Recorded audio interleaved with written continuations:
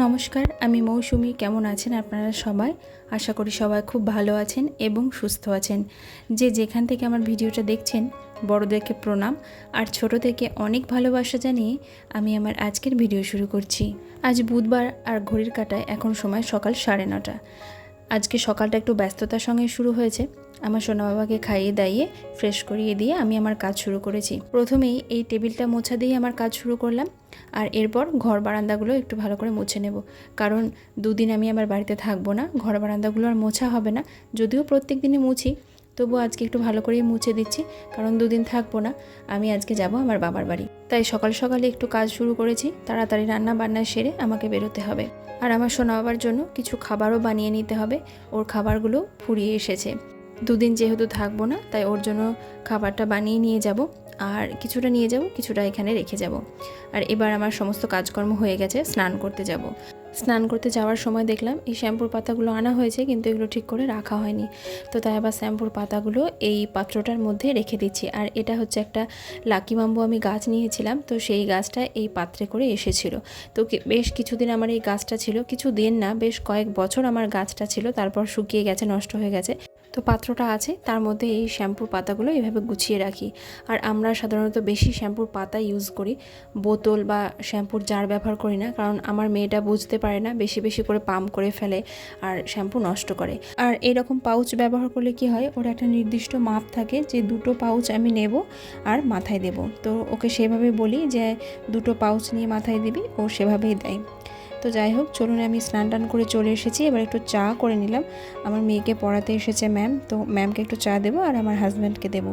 আর এদিকে আমার সোনা বাবা দেখুন তার বাবার কোলে ঘুরু ঘুরু করছে। তো সকাল থেকে ওর বাবার কোলেই থাকে, মানে ওর বাবার কাছেই থাকে। আমি এদিকে সমস্ত কাজকর্ম সেরে স্নান টান করে উঠি। ওকে একা কোনো সময়ে ছাড়া যায় না, ওর কাছে কাউকে না কাউকে একটু থাকতেই হয়, ওকে খেয়াল রাখতেই হয়। তো সকালবেলার টাইমটা ওর বাবার কাছেই থাকে, আর যেদিনকে ওর বাবা হয়তো থাকে না বা কাজে ব্যস্ত থাকে, সেদিনকে আমার কাছেই রাখি, মানে ও ঘোরাঘুরি করে আর আমি দিকে কাজ করি। তবে যখন স্নান করি তখন কারো না কারো কাছে একটা দিয়ে স্নান করি। আর আজকে সকালবেলায় জলখাবার একটু মুসুরি সেদ্ধ বানাবো, আর এই মুসুরি সেদ্ধটা খুব তাড়াতাড়ি হয়েও যায়, আবার খেতেও বেশ ভালো লাগে। তো যাই হোক, আমি মুসুরি সেদ্ধটা বসিয়ে দিচ্ছি। এরপর আবার কামার সঙ্গে যাব আমাদের বকুলতলার মন্দিরে, কারণ কামা আমার সোনা মামার জন্য বকুলতলার মন্দিরে ঠাকুরের কাছে মানত রেখেছে, তো সেই মানত দিতে যাব। তো চলুন তাড়াতাড়ি আমি মুসুরি সেদ্ধটা বসিয়ে দিই। এদিকে আমার মেয়েটাকে দেখুন, সকালবেলায় আমার ব্যস্ততা দেখে তার নিজের খাবার নিজেই বানিয়ে নিচ্ছে, মানে স্কুলে টিফিনে যেটা নিয়ে যাবে সেটা বানিয়ে নিচ্ছে। আর জলখাবারে তো মানে স্কুলে তো খেয়ে যাবে মুসুরি সেদ্ধ আর মুড়ি। আর এই দেখুন টিফিনটা বানিয়েছে, দেখুন ইপি পেঁয়াজ দিয়ে ডিম দিয়ে কত সুন্দর করে বানিয়েছে, দেখতে বেশ সুন্দর হয়েছে। আমার মেয়েটা কিন্তু টুকটাক বেশ অনেক কিছুই বানাতে শিখে গেছে, অনেকটাই বড় হয়ে গেছে। তো যাই হোক, চলুন এবার চলে এসেছি বকুলতলার মন্দিরে। এই গাছকে ঘিরেই যত মাহাত্ম্য, আর এই গাছটাকেই সুন্দর করে বেদি করে বাঁধানো রয়েছে।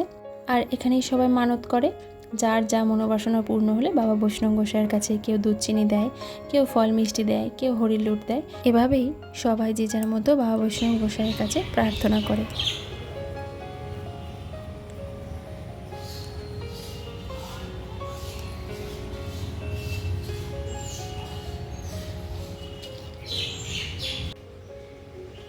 চাঁদ নম করো।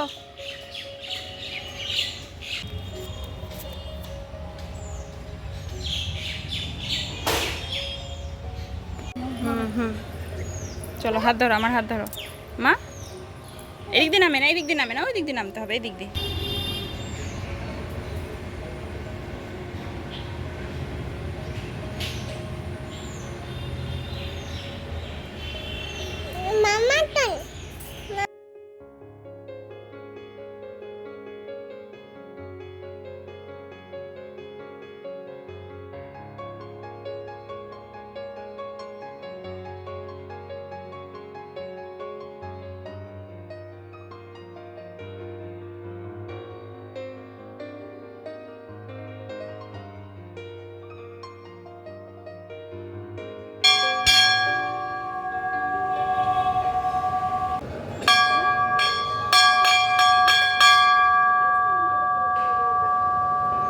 এখানে আছে বাবা বৈষ্ণব গোসাইয়ের মন্দির, রাধা গোবিন্দ মন্দির, কালী মন্দির এবং শিব মন্দির।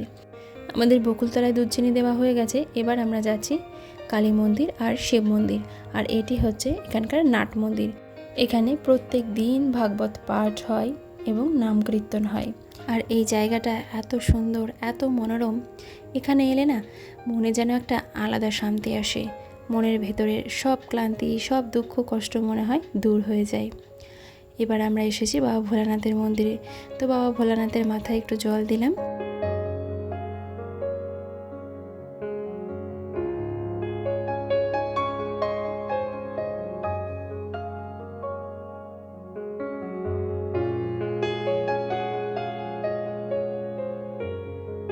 এখন বাজে প্রায় 11:15 মতো। বাড়ি চলে এসেছি আর ছাদে বেশ কিছু জামা কাপড় ছিল গতকালের মেলা, তো সেগুলো ছাদ থেকে তুলে নিচ্ছি। আর আজকে ঠাকুরের কিছু পোশাক, কিছু মালা, ঠাকুরের চুল, সেগুলো আমি একটু পরিষ্কার করেছিলাম, ধুয়ে দিয়েছিলাম, তো সেগুলো আবার একটু রোদে শুকোতে দিচ্ছি। ঠাকুরগুলো সুন্দর করে পরিষ্কার পরিচ্ছন্ন করে ঠাকুর ঘরে রেখেছি, কিন্তু মাথার চুলগুলো দেখলাম একটু ধুলো পড়ে গেছে, তাই মাথার চুলগুলো আবার একটু ধুয়ে দিলাম। এদিকে আমার সোনা বাবাটাও আমার সঙ্গে সঙ্গে ঘুরছে দেখুন। তো ওকে আজকে সকালবেলা সেরকম কিছু খাবার দিইনি, একটু ডিম সেদ্ধ দিয়েছি আর একটু ফল দিয়েছি। তো এই খাবারটুকু খাইয়েছি, কারণ আজকেও ওকে একটু তাড়াতাড়ি খাবার খাইয়ে দেবো, কারণ আজকে আবার তাড়াতাড়ি বেরোবো। আগেই তো বললাম আপনাদের আজকে বাবার বাড়ি যাব। আর এই যে দেখুন আমার হাজব্যান্ড আবার কাঁকড়া নিয়ে এসেছে, তো এই কাঁকড়াটা করতে তো আবার একটু সময় লাগবে। তো যাই হোক, লবণ হলুদ মাখিয়ে কাঁকড়াটা ভেজে নিলাম। আর এটা হচ্ছে সামুদ্রিক কাঁকড়া। চলুন, রান্নাবান্না মোটামুটি হয়ে গেছে। এবার আমার সোনা বাবার জন্য খাবারগুলো বানিয়ে নিই। প্রথমে একটু ড্রাই ফ্রুটস পাউডার বানিয়ে নেব। তো তার জন্য আমি নিয়েছি আমন্ড আর কাজু বাদাম। তো এগুলো আমি একটু হালকা ড্রাই রোস্ট করে নিচ্ছি। আর এভাবে আমি আমার সোনা বাবার জন্য এই ড্রাই ফ্রুটসের পাউডারটা বানিয়ে রাখি। এখানে আমি শুধু আমন্ড আর কাজু বাদাম নিয়েছি। এখানে আখরোট দেওয়া যায়, চীনা বাদাম দেওয়া যায়, পেস্তা বাদাম দেওয়া যায়, তো আমার ঘরে আপাতত সেগুলো নেই, তাই আমি আমন্ড আর কাজু বাদাম দিয়ে এই ড্রাই ফ্রুটস পাউডারটা বানিয়ে রাখছি। তো দেখুন, কথা বলতে বলতে এদিকে আমার বাদামগুলো ভাজা হয়ে গেছে হালকা করে। তো এরপর ঠান্ডা করে নিয়েছি, আর এবার একটু গুঁড়ো করে নেব। আর এটা গুঁড়ো করার সময় খেয়াল রাখতে হবে, এটা একভাবে পুরোটা গুঁড়ো করা যাবে না। প্রথমে একটুখানা গুঁড়ো করতে হবে, তারপর আবার একটু থামতে হবে, তারপরে আবার একটু গুঁড়ো করতে হবে, আবার থামতে হবে। তো এইভাবে থেমে থেমে গুঁড়ো করতে হবে। আর একভাবে গুঁড়ো করলে এটা থেকে তেল বেরিয়ে যাবে আর এটা দলা পেকে যাবে। তো দেখুন আমার বাদামটা গুঁড়ো করা হয়ে গেছে। এবার আমার যেটুকু লাগলো আমি সেটুকু নিলাম, বাকিটুকু এবার আমি ফ্রিজে রেখে দিলাম। তো এটা ফ্রিজে রাখলে ভালো থাকে। আমার যেহেতু 1 সপ্তাহের মতো যে খাবারটা আমি বানিয়েছি সেটা আমি নিয়ে নিয়েছি, আর বাকিটুকু ফ্রিজে রেখে দিলাম। চলুন, এবার আমি আমার সোনা বাবার জন্য এই মাখানা সেরেলাকটাও বানিয়ে নিই। এর জন্য আমি মাখানাটা একটু হালকা ড্রাই রোস্ট করে নিচ্ছি। আর একদম গ্যাসটা কমিয়ে দিয়ে হালকা আঁচে মাখানাটা আমি একটু ড্রাই রোস্ট করে নিলাম।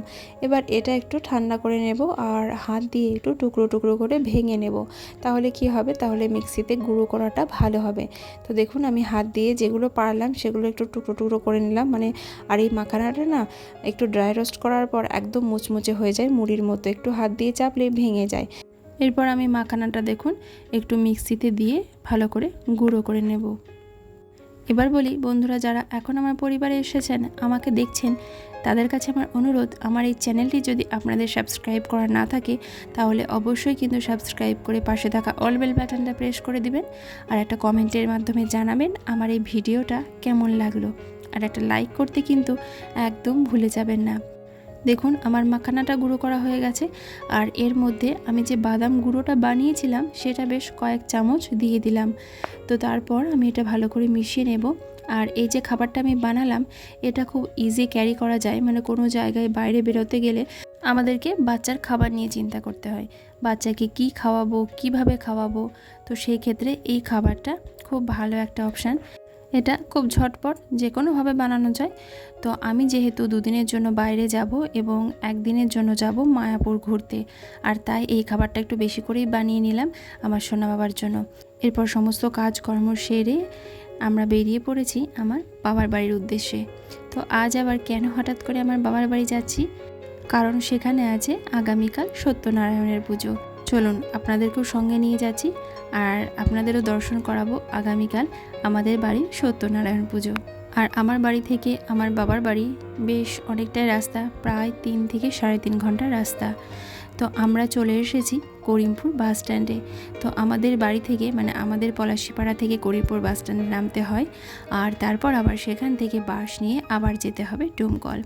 আর বহরমপুর হয়েও যাওয়া যায়, তো বহরমপুর হয়ে যেতে হলেও আমাদের বাড়ি থেকে যেতে হবে বহরমপুর, সেখানে নেমে সেখান থেকে আবার বাসে করে যেতে হবে আমাদের বাড়ি ডোমকল। তো এইভাবেই অনেকটা রাস্তা অতিক্রম করে যেতে হয় আমার বাবার বাড়ি। গাড়িতে চেপে আমার সোনা বাবাও ভীষণ খুশি, কারণ সেও বুঝতে পেরেছে সে যাচ্ছে দাদুর বাড়ি। দাদুর বাড়ি বলে কথা, দাদুর বাড়ির মজাই আলাদা। অর্ধেকটা পথ চলে এসেছি, আর কিছুটা পথ অতিক্রম করলেই পৌঁছে যাবে আমার সোনা বাবা দাদুর বাড়ি। চলো তাহলে আজকের মতো ভিডিওটা এখানেই শেষ করছি। সবাই ভালো থাকবেন, সুস্থ থাকবেন। দেখা হবে আগামীকাল আবারও একটা নতুন ভিডিওতে আমার বাবার বাড়িতে।